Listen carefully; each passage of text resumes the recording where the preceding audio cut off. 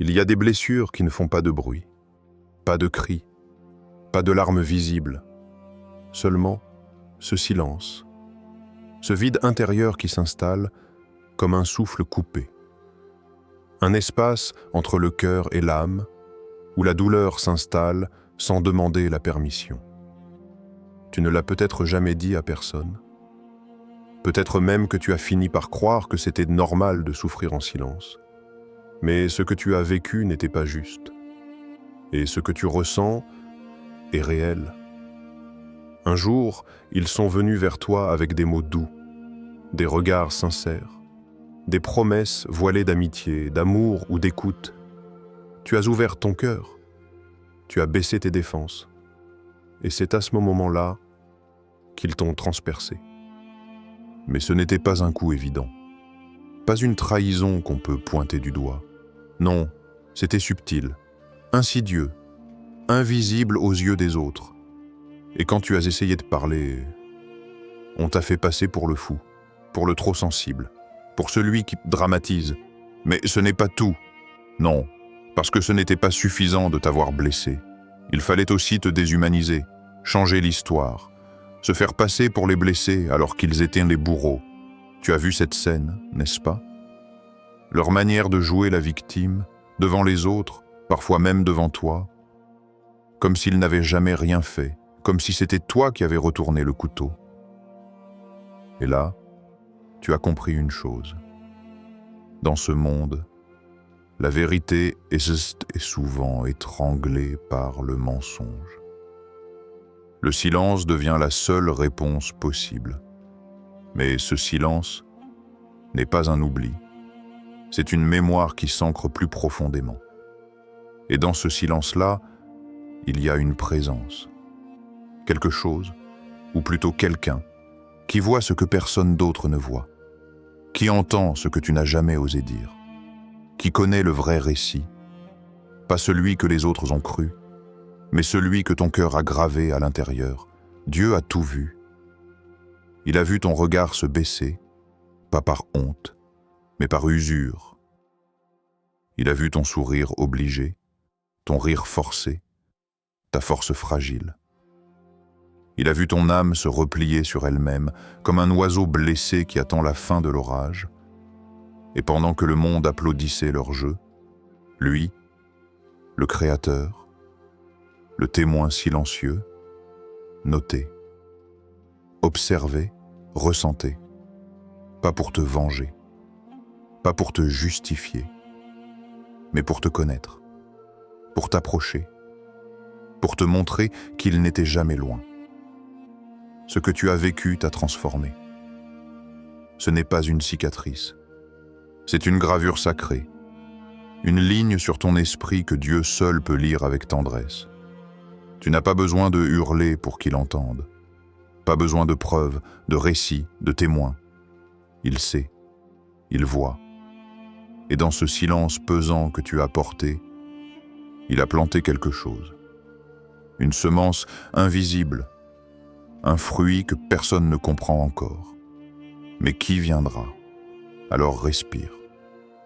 Laisse ce silence continuer de parler. Ce n'est pas un vide. C'est un espace sacré. Un seuil, un entre-deux. Un moment suspendu entre l'injustice des hommes et la justice du ciel. Tu n'as pas été oublié. Tu n'as pas été abandonné. Tu es connu, jusque dans tes moindres tremblements. Et chaque larme que tu n'as pas versée a été recueillie. Pas une n'a été perdue. L'histoire du masque. Quand le mal joue le saint, il était une fois un homme simple, ni riche, ni célèbre, ni bruyant, mais juste, authentique, droit. Il portait dans les yeux une lumière douce et dans les mains une paix silencieuse. Il ne cherchait pas à briller, il cherchait seulement à aimer. Il tendait la main à ceux que le monde oubliait, il écoutait les cœurs blessés, il pardonnait avant qu'on lui demande. Il marchait sans bruit, et pourtant, sa présence dérangé. Un jour, il ouvrit sa maison à ceux qui tremblaient dehors. Des âmes abîmées, des voix cassées, des êtres fragiles, ou peut-être seulement habiles. Ils ont mangé à sa table, ils ont bu à sa coupe, ils ont dormi sous son toit, et il leur a tout donné, son temps, sa force, sa confiance. Mais dans l'ombre, ses invités ne l'étaient pas vraiment. Ils portaient un masque, un sourire poli, une voix douce, mais derrière, des mains froides, des intentions tordues. Ils ne cherchaient pas la lumière. Ils voulaient s'en nourrir. Et quand ils eurent pris tout ce qu'ils pouvaient, ils l'ont jeté. Ils l'ont accusé de ce qu'ils avaient eux-mêmes fait. Ils ont raconté des demi-vérités. Et des demi-vérités sont souvent plus meurtrières que de pures inventions. Ils ont rassemblé des foules, parlé avec émotion, versé des larmes, oui, des larmes, mais pas de douleur, des larmes d'acteurs. Et le monde a applaudi, sans vérifier, sans écouter la version de l'homme juste. Et lui, il ne s'est pas défendu, il aurait pu. Il aurait eu 1000 raisons de crier. Mais il s'est tu, non pas par faiblesse, mais parce qu'il savait que la vérité ne se crie pas. Elle rayonne. Il a regardé ceux qui l'ont sali devenir des héros aux yeux des foules. Il a vu des mains souillées bénir des foules crédules. Et il a fermé les yeux, non pour fuir, mais pour ne pas tomber dans leur piège. Comme le Christ devant ses juges, il aurait pu appeler les anges, il aurait pu retourner le monde d'un souffle, mais il s'est laissé accuser, parce qu'il savait que ce monde ne juge pas avec les yeux de Dieu. Alors il s'est retiré, non pas pour fuir, mais pour protéger la vérité. Car parfois, parler trop tôt, c'est la condamner. Et laisser le mensonge faire son œuvre, c'est le laisser s'user tout seul. Dans ce silence apparent, une autre justice a commencé. Lente, invisible, mais irréversible.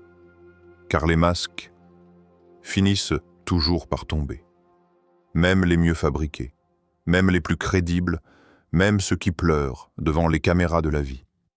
Un masque, même parfait, ne respire pas.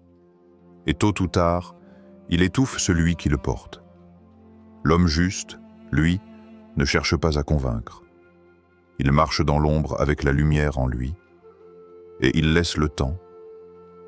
Et Dieu, démasquer ce qui devait l'être. Il ne s'agit pas d'un conte. C'est ton histoire, celle de milliers d'âmes silencieuses qui ont vu leurs bourreaux jouer les saints et ont choisi, malgré tout, de ne pas devenir comme eux. Le karma divin, la justice de l'invisible. Le mal frappe vite, mais la justice, la vraie, elle marche lentement, à pas d'ange. Elle ne court pas après l'injustice, elle l'attend. Car le karma divin n'agit pas comme la colère humaine. Il ne frappe pas pour punir, il frappe pour révéler. Parfois, tu regardes ceux qui t'ont brisé, et tu te demandes « Pourquoi rien ne leur arrive ?» Ils rient, ils prospèrent, ils semblent intouchables. Et toi, tu es là, recroquevillé dans l'ombre de ce qu'ils ont détruit en toi. Mais ne te trompe pas. Ce que tu vois n'est pas toute l'histoire. Le karma divin ne tombe pas comme un éclair. Il descend comme la rosée de l'aube, silencieuse, inévitable. Il attend que le théâtre se vide, que les spectateurs rentrent chez eux, et quand le rideau est retombé, il agit. Pas pour venger, mais pour équilibrer. Car ce que l'on sème dans le noir pousse sous la lumière. Tu ne vois pas encore, mais les graines que tu as plantées, patience, bonté, silence, foi, elles germent, lentement, mais puissamment. Et celles qu'eux ont semées, manipulation, mensonge, cruauté, elles aussi poussent, mais leur fruit est amer. La justice divine ne suit pas nos horloges. Elle suit le rythme de l'âme. Elle attend l'instant parfait, l'instant où plus rien ne peut être nié, l'instant où le silence est total et où la vérité fait un bruit qu'on ne peut plus ignorer. Tu ne l'as peut-être pas encore entendu, mais ça vient. Tu sentiras cette vibration, pas dans les événements extérieurs, mais dans ton être. Un soulagement qui ne vient pas du monde, mais de quelque chose au-dessus du monde. Car celui qui souffre avec foi n'est jamais seul. Il est vu, il est entendu, il est porté, même quand tout semble figé, même quand les jours s'étirent dans le néant, même quand la prière semble n'avoir aucune réponse. Il y a un mouvement, invisible, mais réel. Une réponse silencieuse, mais active. Et parfois, la justice divine ne frappe pas ton ennemi. Elle te transforme, toi. Elle te retire l'envie de te venger. Elle t'enlève le poids du ressentiment. Elle t'apprend à marcher plus haut, plus droit, plus libre. Elle te donne ce qu'ils ne comprendront jamais. La paix du cœur clair. Et ceux qui t'ont fait du mal, ils devront un jour faire face à eux-mêmes, pas à toi, pas à un juge, mais à leur propre silence, à l'écho de leurs propres actes. Et à ce moment-là, il n'y aura plus de masques, plus de foule, plus de théâtre, juste eux et le poids de ce qu'ils ont nié. Ce n'est pas une punition, c'est un miroir. Et ce miroir a été forgé dans le feu de ton endurance. Alors n'envie pas ceux qui brillent dans le mensonge. Ne maudis pas ceux qui dansent au sommet de leur trahison. Regarde plus loin, plus haut, plus en profondeur. Le silence de Dieu, ce n'est pas de l'indifférence, c'est de la préparation. Reste en paix, laisse le ciel agir, ferme les yeux un instant, respire. Plus lentement, encore. Tu n'as plus besoin de te défendre. Tu n'as plus besoin de convaincre. Tu n'as plus besoin de crier ta douleur pour qu'elle existe. Elle existe déjà, dans le silence de ton âme. Et c'est suffisant. Il est temps maintenant de déposer le poids, le fardeau de l'incompréhension, le feu du ressentiment, le besoin d'être cru, entendu, justifié. Lâche. Lâche doucement. Tu n'es pas ici pour réparer le regard des autres. Tu n'es pas né pour jouer le rôle du juge ou de l'avocat. Tu es ici pour éclairer. Pas avec des mots, pas avec des preuves, mais avec ta présence. Reste là, dans ce souffle. Inspire profondément. Ressens la lumière au creux de ta poitrine. Celle qui n'a jamais été éteinte. Même quand le monde t'a plongé dans l'ombre. Cette lumière, ce n'est pas toi qui l'as créée. C'est Dieu qui l'a placée là, et personne ne peut l'enlever. Tu es vu, tu es porté. Tu es soutenu par quelque chose de plus grand que le bruit, plus vaste que l'injustice, plus vrai que le mensonge. Car quand l'heure de Dieu sonne, même les masques les plus parfaits tombent, pas dans le fracas, mais dans le silence sacré de la révélation. Rappelle-toi, la vérité n'a pas besoin de défense. Elle brille d'elle-même, comme une flamme dans la nuit, et même les yeux fermés finissent par l'apercevoir. Tu n'as donc rien à prouver. Tu n'as qu'à rester aligné. Assieds-toi en toi-même. Ancre-toi dans ton souffle. Laisse couler les pensées comme des nuages. Si une image de ton passé remonte, ne lutte pas. Regarde-la, souffle dessus et laisse-la s'éloigner. Tu n'as pas besoin de la reprendre dans tes bras. Elle a fini son rôle. Imagine maintenant un cercle de lumière autour de toi. Une sphère douce, chaude, invisible aux yeux humains, mais rayonnante dans le monde de l'invisible. C'est là que le ciel agit. Ce que l'homme ne peut voir, le ciel l'a déjà compris. Ce que tu n'arrives pas à réparer, le ciel est déjà en train de l'équilibrer. Il n'y a rien à forcer, Rien à provoquer, juste à être, soit lumière, même au milieu des ténèbres, soit paix, même quand tout en toi veut rugir, soit silence, mais un silence habité, un silence qui dit tout, sans un seul mot. Tu n'es pas abandonné, tu n'es pas en retard, tu es exactement à l'endroit que ton âme devait traverser pour devenir plus vaste, plus profonde, plus réelle. Le ciel n'oublie rien, pas une larme, pas une prière silencieuse dans la nuit, pas un acte d'amour fait dans le secret. Tout est vu, tout est porté, et tout sera répondu, mais à l'heure divine, pas à l'heure humaine. Alors maintenant, respire encore, souris doucement.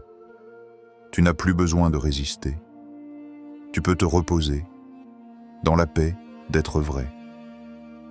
Ce n'est pas toi qui es jugé, c'est leur âme, ce que tu vis, ce que tu portes dans le silence, dans la douleur, dans la solitude, n'est pas une punition, ce n'est pas une malédiction, ce n'est même pas un hasard cruel.